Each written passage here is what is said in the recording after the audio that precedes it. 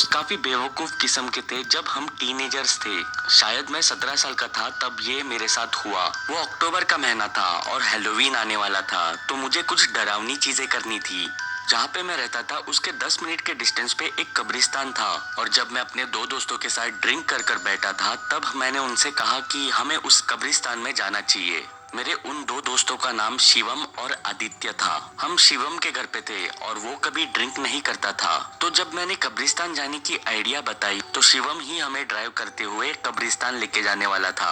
आदित्य और मैं कब्रिस्तान में जाने के लिए काफी एक्साइटेड थे। शिवम कब्रिस्तान नहीं आना चाहता था, शायद वो ड्रिंक नहीं कर रहा था, इसीलिए उसमें वो एक्साइटमेंट नहीं थी। शिवम ने रास्ते के कॉर्नर में गाड़ी पार्क की। It was a ghost town, क्योंकि मिडनाइट हो चुकी थी। हमने इस बात का ध्यान रखा कि हमें कोई देख न ले कब्रिस्तान के अंदर जाते हुए।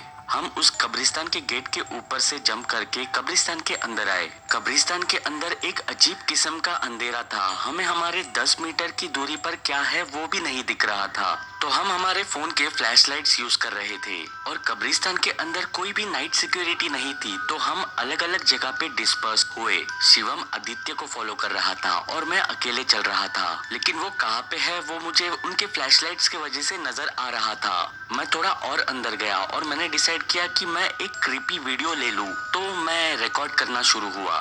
फोन की फ्लैशलाइट ऑफ कोर्स ऑन थी। कुछ समय वीडियो रिकॉर्ड करने के बाद मैंने पीछे देखा। अब मुझे आदित्य और शिवम नजर नहीं आ रहे थे, वो मेरे साइड से गायब हो गए थे। तो वो दोनों जिस डायरेक्शन में गए थे मैं उस डायरेक्शन में चलने लगा। वीडियो रिकॉर्डिंग अभी भी चल रही थी। तभी मैंने अपने फोन स्क्रीन पे देखा और मैं वहीं पे फ्रोज हुआ।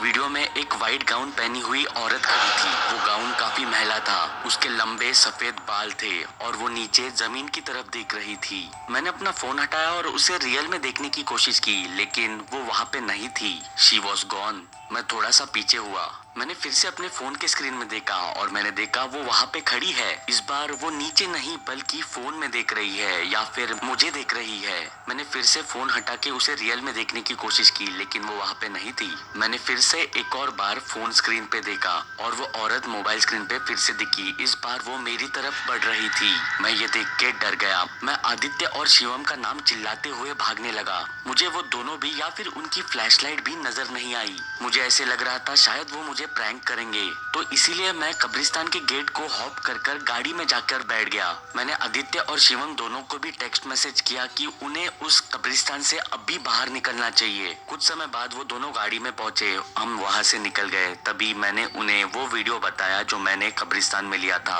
उनके चेहरे पे वही हॉरिफाइंग लुक था जो मेरे चेहरे पे था। अब जब मैं वो वीडियो क्लियरली देख रहा था तब क्लियरली नजर आया कि उस औरत ने कैसी अपनी नजरें नीचे ग्राउंड पर से मेरी तरफ उठाई और फिर कैसे वो मेरी तरफ बढ़ने लगी। फिर उसके बाद मैं डर गया और भागने लगा। हम देख सकते थे कि उसके पैर नहीं चल रहे थे, वो जैसे फ्लोट होते हुए मेरी तरफ आ रही थी।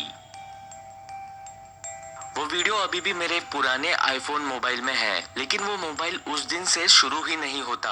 जब उसे ऑन करने की कोशिश करते हैं तो वो एप्पल लोगो पे स्टक हो जाता है। समहाउ मेरे दोस्तों को ये लगता है कि वो औरत एक रियल इंसान थी जो उसी वक्त कब्रिस्तान में थी जब हम थे, लेकिन मुझे पता है कि मैंने क्या विटनेस किया था। मैंने उसे मोबाइल में देखा था और रियल में नहीं देख पा रहा था। मैं ये कह सकता हूँ कि मैं उस दिन से पैरानॉर्मल में बिलीव करने लगा।